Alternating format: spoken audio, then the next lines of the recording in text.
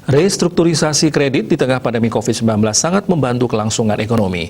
Menurut data Otoritas Jasa Keuangan OJK Regional 8 Bali Nusra, dari 233.559 debitur dengan nilai kredit Rp34,52 triliun, sebanyak 183.442 debitur dengan nilai kredit Rp28,82 triliun sudah mendapat restrukturisasi kredit sampai dengan Januari 2021.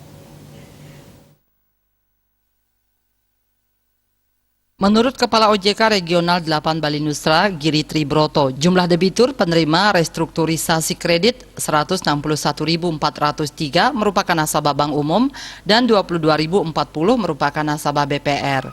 Ia memaparkan dari jumlah penerima restrukturisasi sebanyak 83.553 debitur merupakan debitur UMKM dengan nominal kredit total sebesar Rp16,91 triliun. Sementara UMKM yang terdampak sebanyak 101.877 dengan nominal kredit total Rp19,50 triliun. Restrukturisasi debitur terdampak hanya mampu direalisasikan sebesar 82,01%, sedangkan restrukturisasi kredit penerima KUR sebesar 78.106 debitur dengan nilai kredit Rp3,41 triliun. Selain restrukturisasi, debitur juga mendapat subsidi bunga untuk meringankan beban dunia usaha.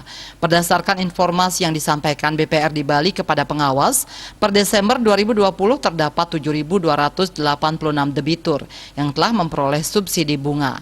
Akumulasi subsidi bunga yang diajukan kepada pemerintah adalah Rp12,48 miliar. Sedangkan akumulasi subsidi bunga yang telah direalisasikan oleh pemerintah adalah sebesar Rp10,32 miliar.